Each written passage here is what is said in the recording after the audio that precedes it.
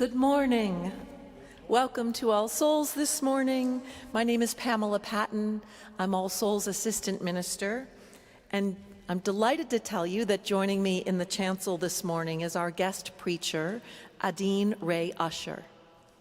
Dr. Usher has taught students with cerebral palsy and other physical disabilities for many, many decades.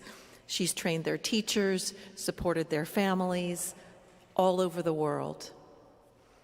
It's a joy for both of us to be with all of you who are here in the sanctuary, all of you who are joining us by live stream. We're a spiritual community, a welcoming community of members and of friends. Now, if you're new or visiting this morning, or not brand new, but you've been here sporadically or just a few times, newish we call it, would you be so brave and tell us that's the case? Raise your hand. And then everybody else, look around, see who's new or newish, and please welcome them. We're really happy to have you all here. When new people join us, it brings us great energy, and we're really delighted to have you. And I hope you'll introduce yourselves to me or to Gretchen, who's out in the vestibule, our manager of spiritual care and membership, so we can get to know you a little bit. Also, there's a card in the pew in front of you. You can fill out or you can use the QR code on it. Tell us a little bit about you so that we can connect and hear about from you what interests you about All Souls and share with you the aspects of the congregation that might be interesting to you. Families with children and youth are always welcome in our sanctuary, and just so you know, we also have nursery every Sunday for children ages 6 months to 5 years. Our religious education program doesn't go on over the summer, but it will resume in September for children of all ages and youth. For those of you who might need hearing assistance, there are specific instructions about how to use devices in the order of service on the inside front cover. Sometimes people don't discover that they're having a little bit of difficulty hearing in here until they're sitting down, and that's why we have it inside the order of service, so that you can take a look at that and hopefully connect. And also, if it's beneficial to you, you can move forward because the speakers up here make it easier to hear if you don't have a device to which you can connect with either your phone or hearing aids or whatever you may benefit from. Coffee hours after the service every Sunday. It's down 2 flights of stairs, and it's also, you can get there by the elevator. And the way you do that is to go out here, down the ramp, and then down the next ramp into the building adjacent to us, and you can take the elevator down. And we welcome all of you to come to coffee hour. There's a newcomers table this Sunday at coffee hour, and somebody will be there to greet you. So if you're newish or new, please, or visiting, please come and join us down there. And we love having you come in and to meet you down there. We'd love to stay connected with everybody during the week. You can write to us at info@allsoulsnyc.org and get on our mailing list, and you'll get as many emails as you can handle. We can do it weekly, we can send you one, or we can send you our daily and let you know what's going on every day here. And as September arises, there will be more and more. Now please silence your electronic devices if you haven't already, and prepare your hearts and your minds and your bodies to light our chalice.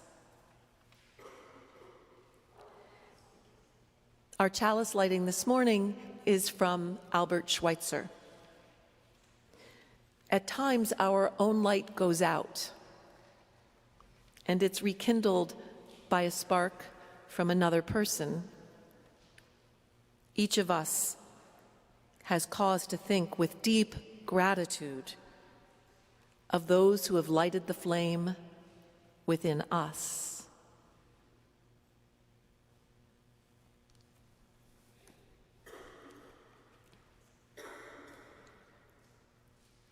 Our opening words this morning, I will be reading.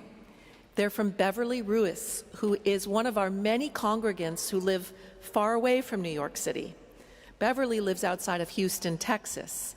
And we do have many people who join us for our Zoom programming and for this live stream who are maybe traveling but live in New York City, but also lots who live in California and Washington and Texas and Florida and all over the place. And we like to make sure you remember that, those of you who are able to be here, and that we remember that they are a part of our community. And Beverly has been active in this community for some time. So I'm reading her words. With much gratitude to Pamela for asking me to share a few words about ethical and spiritual issues that impact activities of daily living for all people who live with complex medical needs. My son will be 28 years old tomorrow, August 10th. This is incredible timing, truly a gift to grow in fellowship together with all of you here at All Souls. Beverly writes, in May of 2005, our son was diagnosed with muscular dystrophy. That same month, he was diagnosed with MHMR, and those letters were soon replaced with IDD, intellectually developmentally intellectually developmentally delayed. That has been his journey. His mind is fully functional for baseball, basketball, soccer, any sport you want to talk with him about. As the muscular dystrophy disease is still very aggressive and progressive, his physical abilities continue to decrease. He needs help to wipe the tears from his eyes, to gently scratch his nose, and all activities of daily living, yet he can tell you about the Knicks and the Spurs and the Yankees and the Astros. He's never read past the first grade reading level, yet he's played piano at Carnegie Hall 3 times, making the trip from South Texas, Corpus Christi each time. Music, sports, and drawing are connections he continues to enjoy every day. Ethically, the medical system is extremely complex.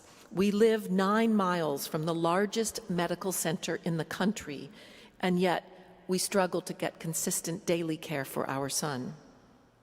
My husband is 70, and he's exhausted. Daily needs are ongoing and will continue till our last breath or that of our sons. We stop asking, how does the system pick and choose who gets recovery opportunities for treatments, who gets medicine? It's too late for our son physically, as his muscles turned to concrete many years ago. However, spiritually and mentally, he continues to grow, like many young adults do. For us, our prayer is daily comfort and care with daily hope and inspiration. We sincerely believe our best days are before us. As we continue to journey together, we are inspired by people like you and many who are compassionate, mindful, and most especially loving all people, including those living with complex daily medical needs. I'm forever grateful I was led to the All Souls community in 2020. The growth and inspiration continue to bless me and many who are blessed to find this community here today. May we continue to share ourselves with the world. Thank you to Beverly from Houston, Texas, who wrote that for us and joins us today by live stream. Please rise as you are willing and able and join me in reciting our bond of union. In the freedom of the truth and in the spirit of love, we unite for the worship of God and the service of all.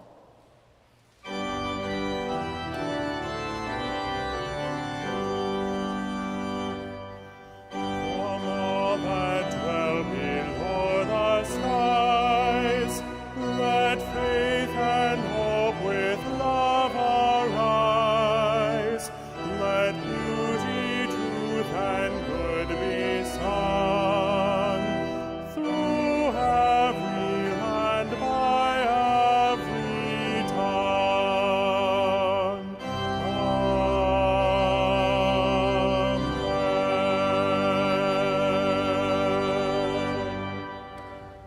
Please be seated. Our responsive reading is printed in your order of service. The birth of an infant with a complex physical disability or disability acquired by illness or accident is rarely anticipated, and parental reactions to those events vary. Parental responses to and experiences with disability need to be acknowledged and understood. Please respond with the word love at the end of each phrase. Devastation, fear, strength, and embarrassment, loneliness, hope, and guilt, frustration, determination, and exhaustion, depression, gratitude, and loss, resignation, commitment, and denial, confusion, perseverance, and please rise to join in singing hymn 118, This Little Light of Mine.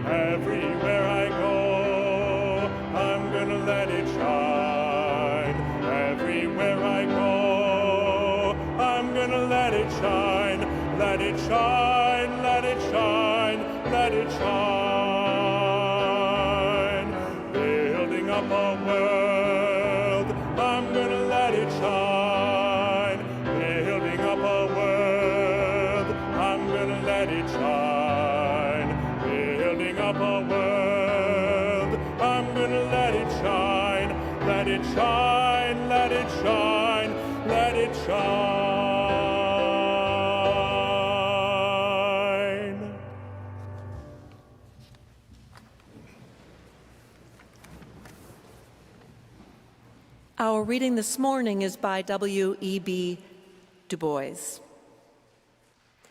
Now is the accepted time, not tomorrow, not some more convenient season. It is today that our best work can be done, and not some future day or future year. It is today that we fit ourselves for the greater usefulness of tomorrow.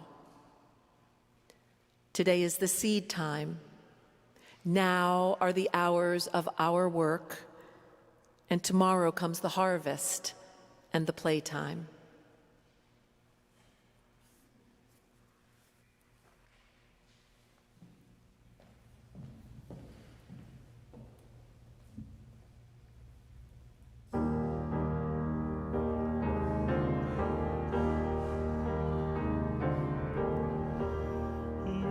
Hands lie open in the long, fresh grass. The finger points look through like rosy blooms. Your eyes smile peace. The pasture gleams and glooms 'neath billowing skies that scatter and amass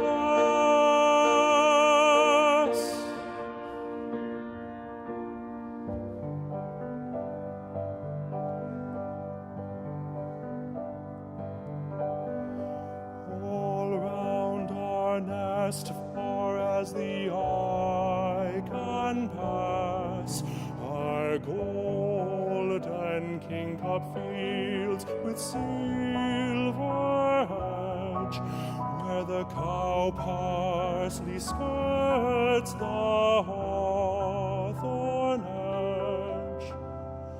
'Tis visible silence, still as the hourglass.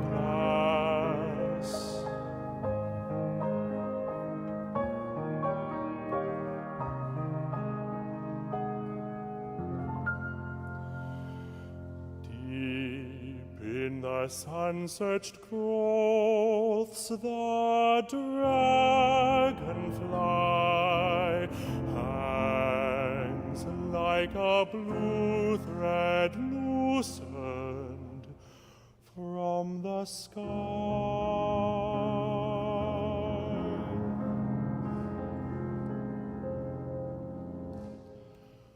So this winged hour is dropped to us from above.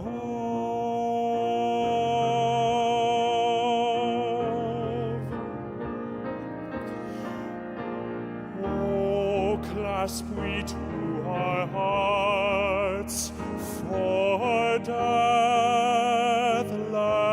star, this close companion in articulate arm, when twofold silence was the song.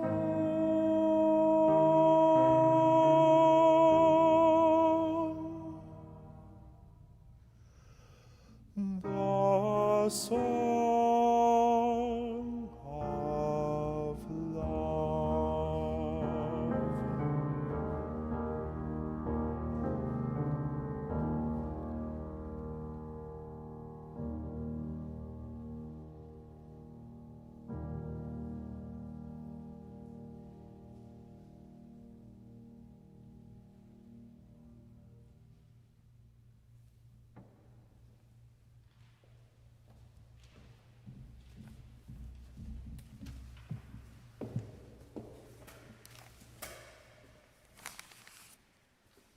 Our prayer this morning is adapted from Reverend Raphael Silva. Please join me in the spirit of meditation and prayer. Spirit of life and love, we come before you with grateful hearts, acknowledging you as the source and giver of life. Every breath we take, every child who is born, every sunrise, and every human life bears the mark of creation's beauty.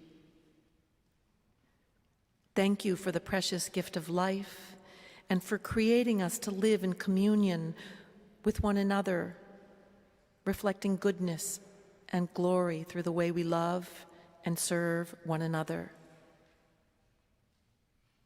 Our days on this earth are like a passing mist, yet they are filled with opportunities to reveal something bigger and eternal. May our lives become living testimonies of kindness, compassion, and mercy. Our bond of union reminds us that we live in the spirit of love. Teach us that genuine love for the sacred is inseparable from genuine love for our neighbors. Shape our hearts so that our faith is not only spoken, but lived. Remind us that many prayers are answered through ordinary people who choose extraordinary compassion. Make us willing to become part of the answer, to stand beside the lonely, to strengthen the weary, to encourage the discouraged, and to love without expecting anything in return. May our availability become an instrument of grace, so that those who cry out in hope may discover that they have not been forgotten. Teach us to love deeply rather than superficially. In a world that moves so quickly, slow our hearts enough to truly see one another. Help us to be present where others are absent, to notice those who are often overlooked, to care for those whom the world has forgotten, and to bring light wherever ignorance, loneliness, fear, and despair have cast their shadows.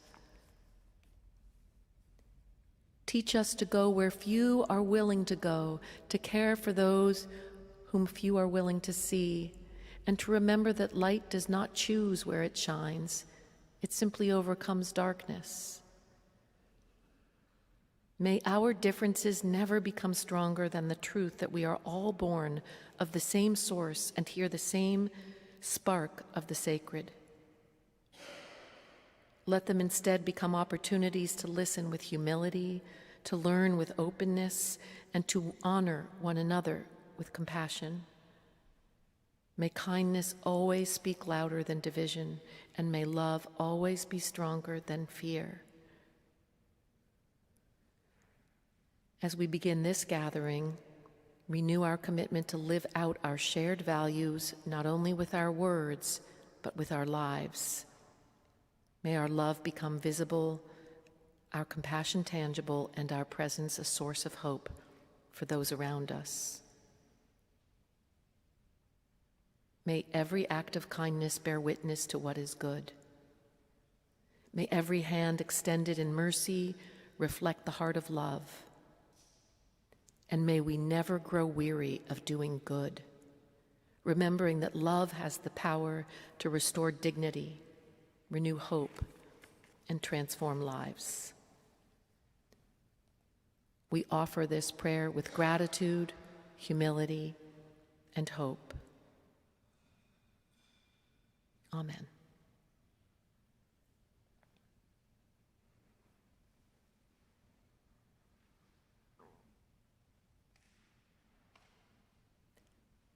And now we'll sing hymn number 131. Please rise as you're willing and able, for love will guide us.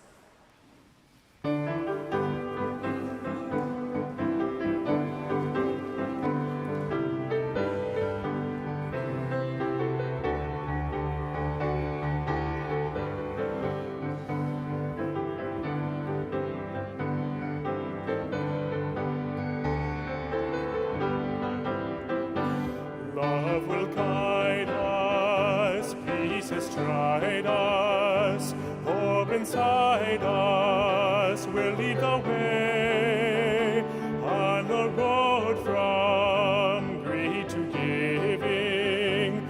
Love will guide us through the hard night. If you cannot sing like angels, if you cannot speak before thousands, you can give from deep within you. You can change the world with your love. Love will guide us, peace has tried us, hope inside us will lead the way on the road from greed to giving. Love will guide us through the hard night.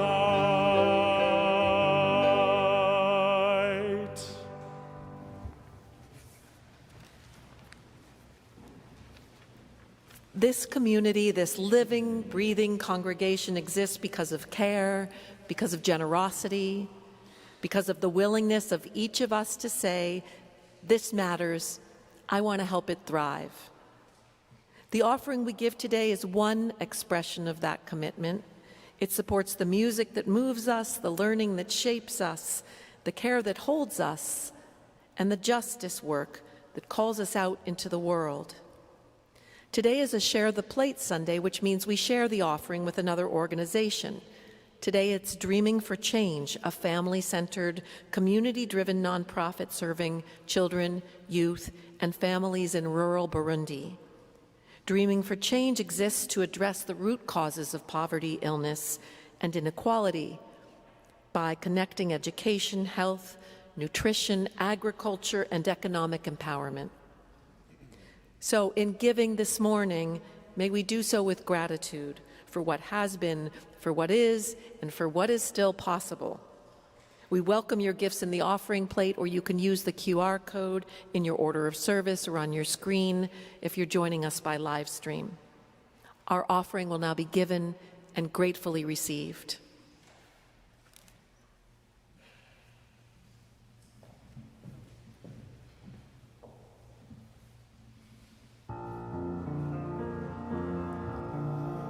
When you walk through a storm, hold your head up high, and don't be afraid of the dark.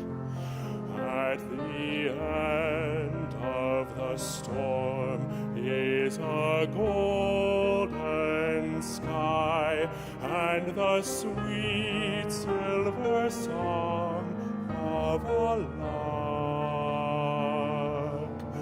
Walk on through the wind, walk on through the rain, though your dreams be tossed and blown. Walk on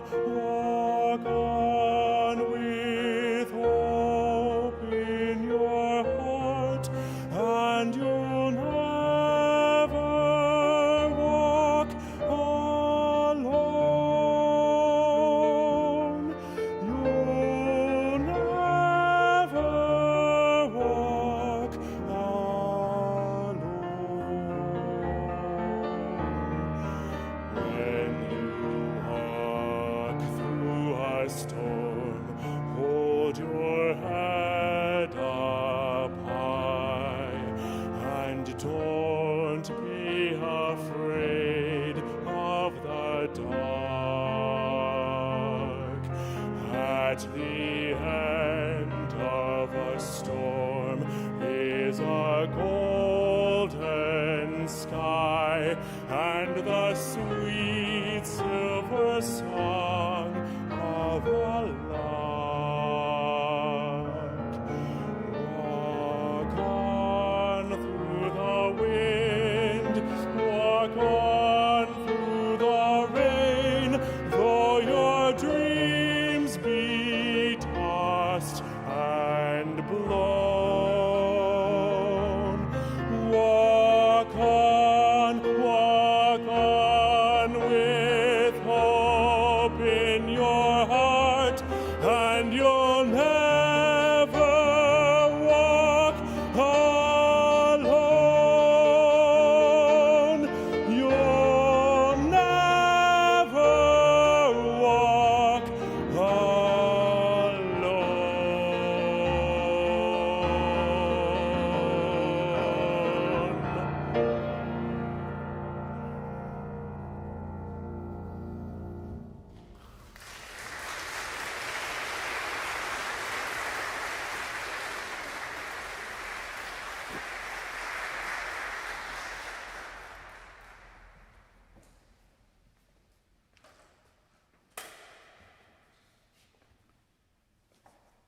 John, thank you. That was beyond amazing.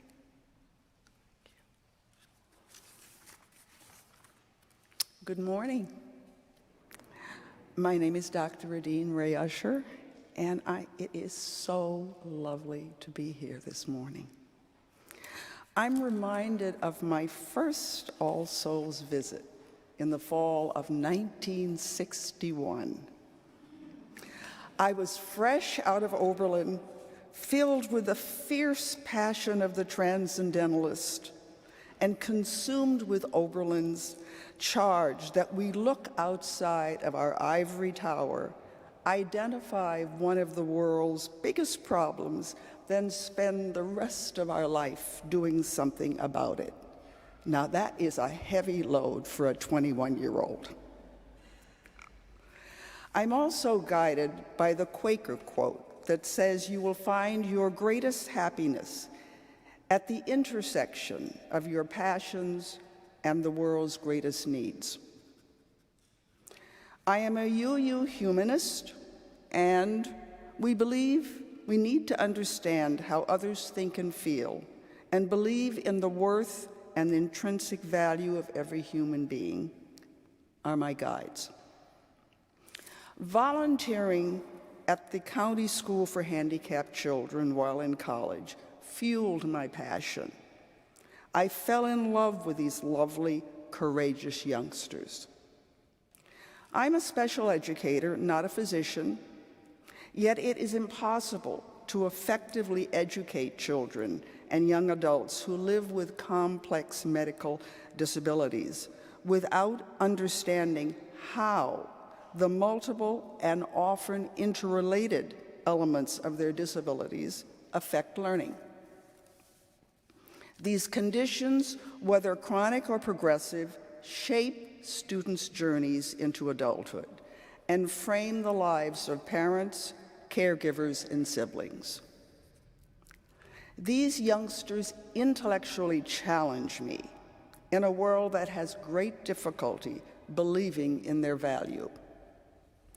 I love crafting creative research and experience-based interventions that circumvent the interrelated barriers of movement difficulties, significant health issues, sensory problems, communication problems, and sometimes cognitive and social emotional challenges.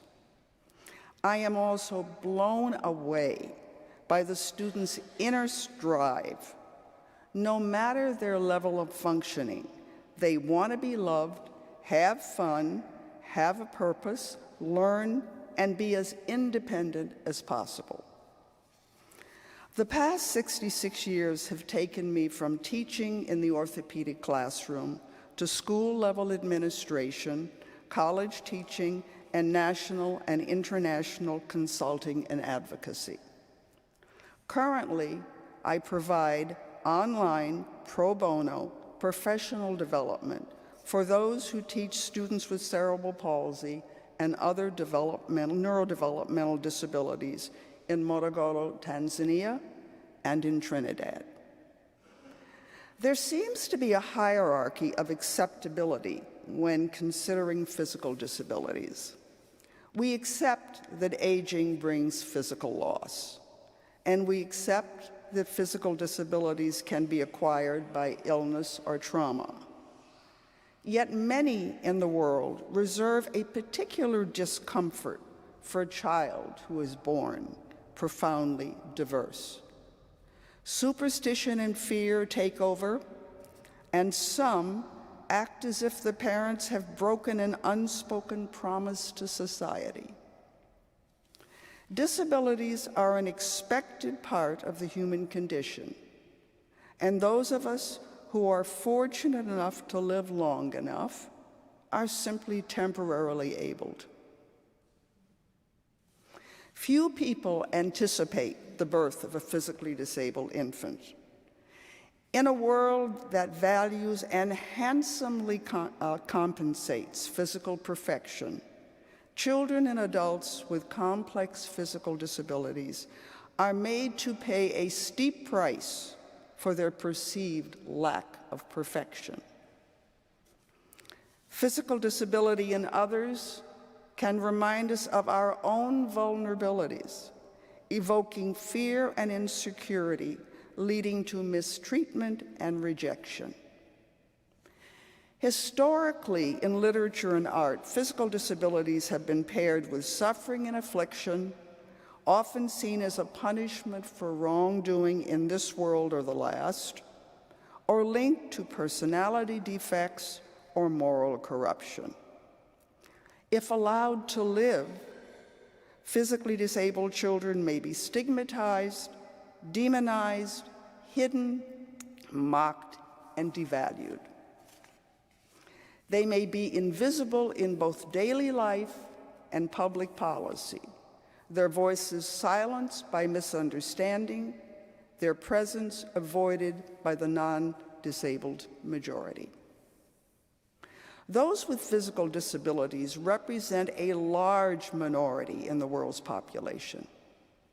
The most reliable global stats on complex physical disability in childhood come from UNICEF, World Health Organization, CDC, NIH, with 70% of these children living below the poverty level. India has the highest number, followed by Sub-Saharan Africa, Southern Asia, South America, and the Caribbean. Lower numbers are found in North America and Europe. Denmark has the lowest number of physically disabled children. In 2006, many countries signed the United Nations Convention on the Rights of Persons with Disabilities, but too few of these nations have actualized the Convention's chief principles of equity and inclusion. In many countries, if a child is not ambulatory, can't hold a pencil, has inarticulate or no speech, there is little help for schooling. Not surprisingly, some mothers kill their children with community approval. In low to middle income countries of the world, complex physically disabled children are either kept at home or placed in orphanages that promote little in the way of developmental growth, while physically disabled adults live in the social and economic shadows. What systems then provide the best hope for youth and adults with complex physical disabilities? Governments that care enough to provide universal health care, state-funded daily living assistance, effective customized educational opportunities, accessible public environments, and meaningful work and entrepreneurial opportunities. Governments that provide clean drinking water and adequate food, that provide transportation to well-equipped medical facilities, that train doctors, nurses, and therapists and teachers and community service workers to meet the needs of this population. Fund research to identify local health needs. Keep their citizens safe from war and conflict. And finally, improve the overall status, health, safety, education, and economic opportunities for women. Improvements and heightened advocacy in low to middle income nations are emerging as medical providers, NGOs, educators, caregivers, and family members form partnerships. Inclusion in society is crucial, but inclusion does not remove significant individual differences, nor does it eliminate the need for individuals to have peers who share their experiences and unique qualities. Inclusion requires that individuals with disabilities receive what they need in all settings. Even with our advances in modern medicine and technology, and our move away from warehousing this population, there remains discomfort when a cure cannot be promised. I pray that callous policies will not return us to warehousing severely disabled individuals. Despite our strengths in the U.S., we have inequities that exist because of medical costs, insurance issues, scarcity of specialists, geographic location, low expectations for persons with disabilities, socioeconomic status, and race. We have strong federal, state, and local legislation, yet the teeth in the ADA and IDEA are not as sharp, consistent, or as wide-reaching as they need to be, particularly for those whose physical disabilities are accompanied by intellectual disabilities. As our opening words show us, parents are forced to become warriors, fighting the system.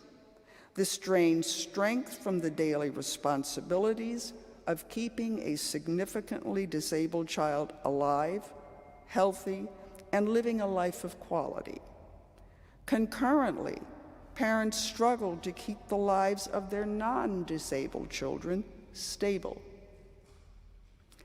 The U.S. leads in cutting-edge medical innovations and rapid access to specialized treatment for the financially advantaged. Our large, well-funded private organizations like United Cerebral Palsy, YAI, and Easter Seals offer excellent lifelong programs. However, Europe appears to lead us in providing tax-funded, well-regulated public health care and financial safety nets with lifelong social support. The Henry Viscardi School in Albertson, Long Island, on whose board I sat for 28 years, and the Acts of Life Disability Center in Morogoro, Tanzania, where I currently train teachers online, are nearly 10,000 miles apart. Their programs are so different and yet so similar. The HVS Center, Viscardi Center, was founded 74 years ago by Dr. Henry Viscardi, a congenital double lower limb amputee who transformed the world of rehabilitation. Today, the center hosts a school of 180 severely physically disabled, medically fragile students, job training for young adults with a range of disabilities, and a program for entrepreneurship. It sits on several acres of land, provides its students with the latest in adaptive technology and augmentative communication. Classes are led by highly skilled teachers, students scoot around in power wheelchairs, and each student has a computer that is configured to meet individual needs. The medical suite looks like a miniature hospital.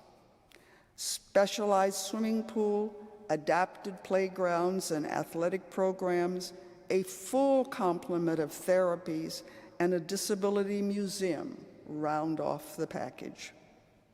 All of this is funded by a private public education partnership. My long association with the center enabled exploratory trips to numerous foreign disability centers, and eventually my work in Trinidad and Tanzania. Acts of Life Tanzania, located in Morogoro, Tanzania, is an NGO and a charity that is moving into its 9th year. It is supported by a group of Baptist churches in São Paulo, Brazil, and it survives on a shoestring. The center is not faith-based, as it serves Christians, Muslims, and followers of indigenous African religions. It's the brainchild of 2 Tanzanian physicians and the Silvas, 2 Brazilian Baptist medical missionaries. Fernanda Silva, PT, PhD, and her husband, Pastor Raphael, an IT specialist, who are with us today, recently moved from Tanzania to Westchester. They continue to lead and guide Acts of Life Tanzania while simultaneously expanding their global reach by offering physical therapy to underserved babies with cerebral palsy in the Bronx. Acts of Life Tanzania sits in a part of the world where stigma and hostility toward physically disabled children and their mothers is ever present. The center is an emerging miracle that serves hundreds of children a year. It began as a one-room PT clinic and now rents a large home for its many programs.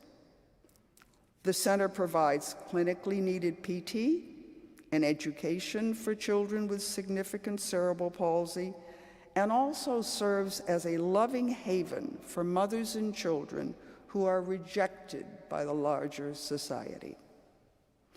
A Tanzanian PT is assisted by PTs who travel at their own expense from Brazil and Europe to volunteer through Physiotherapists with Borders, an organization founded by Dr. Fernanda.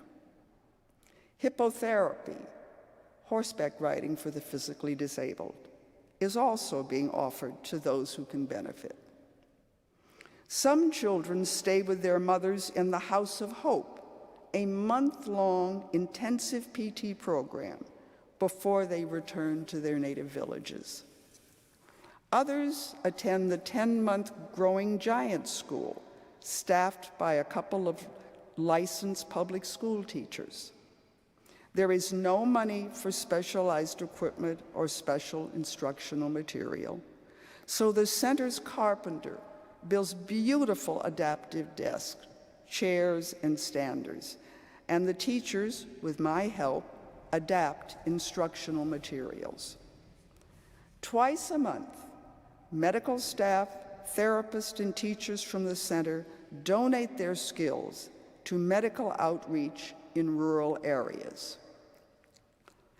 Unique to Acts of Life Tanzania is the Mother's Support Program. Many women who give birth to disabled children are abandoned by their husbands. Acts of Love trains them to sew, provides them with sewing machines, thereby allowing them to support their families. We are even training some mothers to serve as classroom assistants.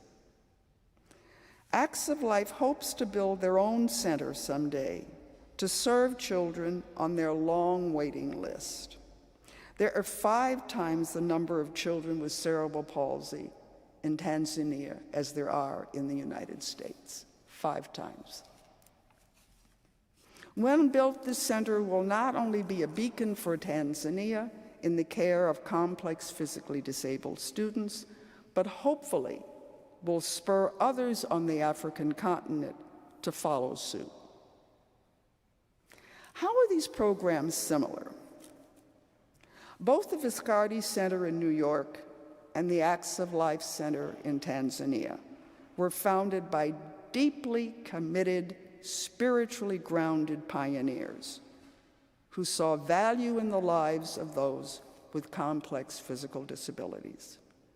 Both are passionate in their dogged determination to make society see the humanity of these lovely young people. In both centers, the children feel valued. Therapy is strengthening them, they are learning, and gradually, cultural attitudes are changing.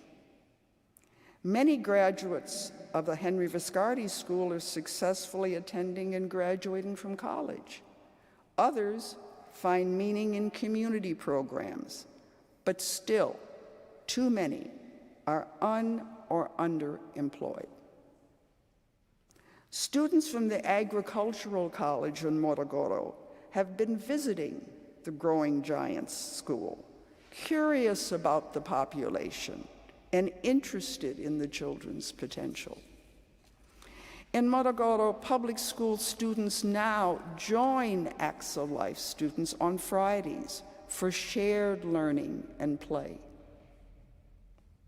The wider community, through education and exposure, is slowly realizing that there is nothing to fear from physical disability. Now, public policy changes in low to middle income countries will not evolve overnight, but the pioneers at Acts of Life have those changes in their sight.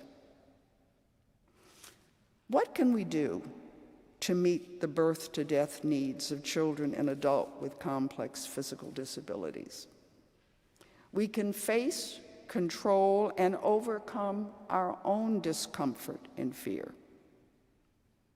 What quality of life is due those who are dependent and limited in their ability to make monetary contributions to society?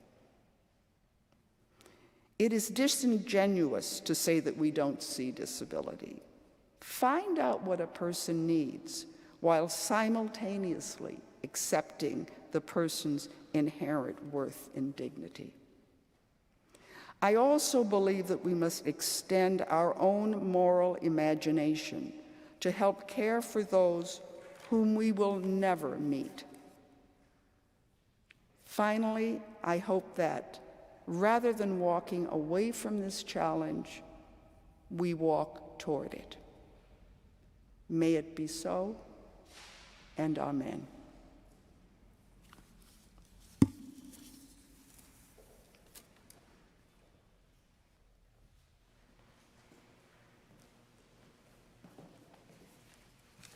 Please rise and join in singing hymn 168, One More Step.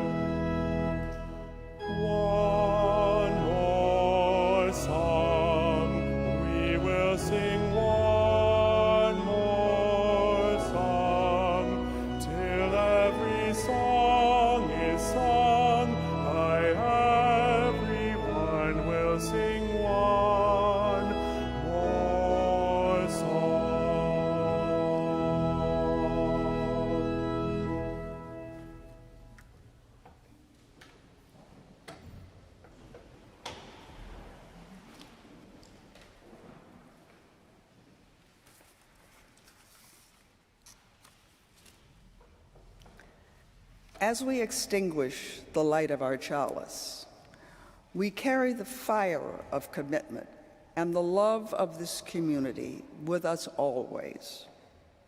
And now, in our going, may the love bless us and keep us. May the light of love shine upon us and out from within us and be gracious unto us and give us peace. For this is the day we are given. Let us rejoice and be glad in it.